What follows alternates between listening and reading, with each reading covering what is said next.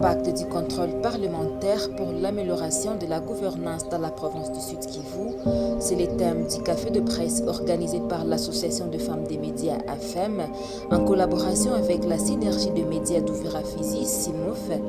C'est jeudi 8 juillet 2021. Selon la coordinatrice DFM, Julienne Basséquier, l'objectif de ce café de presse était d'éclairer l'opinion sur les zones d'ombre, sur la mission des députés, les rôles du contrôle parlementaire et les décrets de collaboration entre l'Assemblée provinciale et l'exécutif en ce qui concerne les contrôles parlementaires. Au cours de la question, les objectifs du présent café de presse étaient d'éclairer l'opinion, notamment la presse, la société civile, sur le rôle du Parlement dans le contrôle de l'exécutif, mais également d'amener les acteurs actifs de la société civile à formuler des recommandations aussi bien aux parlementaires qu'aux membres du gouvernement sur la gouvernance.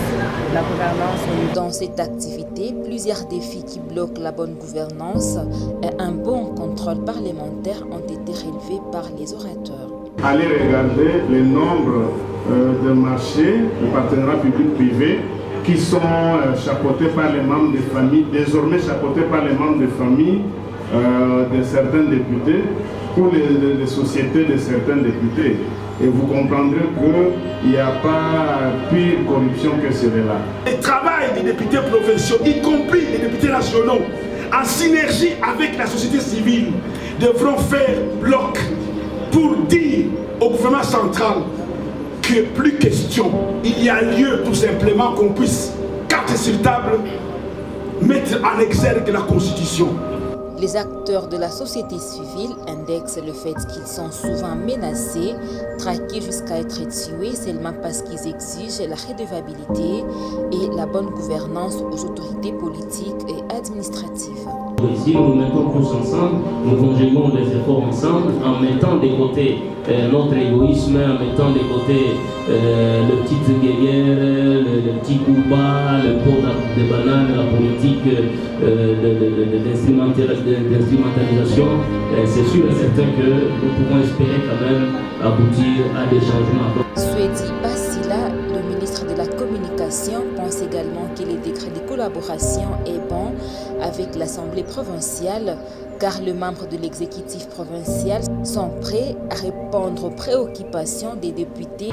C'est ici l'occasion de dire que ces degrés de collaboration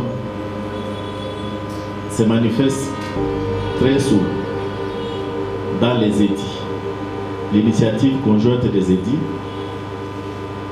ces degrés de collaboration doivent se manifester dans l'adoption des budgets, mais aussi dans les réunions interinstitutionnelles.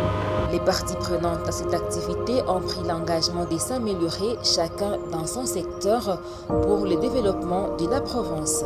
Cette activité s'inscrit dans le cadre du projet d'action de la promotion de la paix et de la bonne gouvernance à travers le média. Un projet mis en œuvre par AFEM en partenariat avec la synergie des médias d'Uvira Fizi SIMOF avec l'appui financier de la Direction du développement et de la coopération suisse DDC.